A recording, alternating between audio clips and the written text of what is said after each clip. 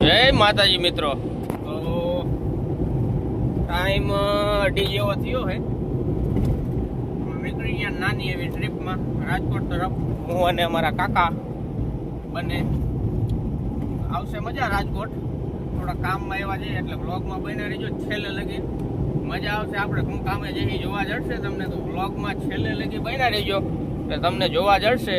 બાકી અત્યારે 5 વાગ્યા પહેલા આપણે પહોંચવાનું એટલે આપણે જઈએ બાંબોટે. બાંબોટ ચોટીલાના મકવાણા સાહેબની કામગીરી જો, ડિમોલેશન બે બાજુ બધું ડિમોલેશન કરી નાખ્યું છે. જે દબાણ હતું ને બધું દૂર કરી નાખ્યું. સહજ કામગીરી બેસ્ટ કહેવાય મકવાણા સાહેબની. જો આ દુકાનો તમે જોઈ શકો, બધું પાડી દીધું. તો એ બીજી દુકાનો થવા માંડી, જો કે જો આ પાસ થઈ જાય નવી.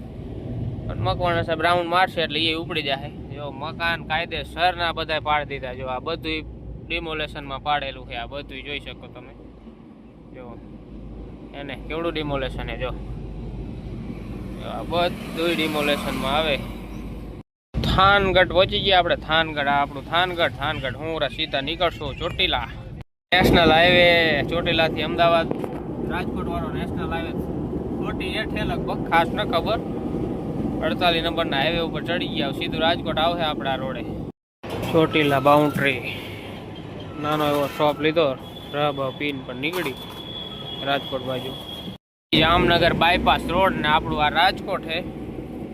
આપણે માધા પર જવાનું એટલે બાયપાસ લઈ લીધો હોય.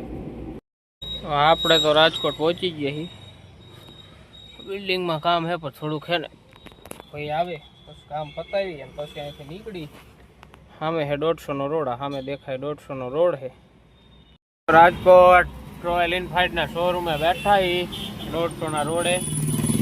અહીંથી હવે નીકળવાનું સીધું હળવદ, કારણ કે આપણે દવાખાને જવું પડે એવું છે. 9:30 લાયા છે એટલે અહીંથી સીધા હળવદ બાજુ મારવાની છે. થઈ જાય બીજા દીની હવાય. અને આપણે બ્લોગ નહોતો પૂરો કર્યો એટલે અહીં બ્લોગ કરી દઈ પૂરો. બીજો બ્લોગ કરશું ચાલુ, કારણ કે રાતે બહુ શૂટ કર્યું નહોતું. મળશું નવા બ્લોગમાં.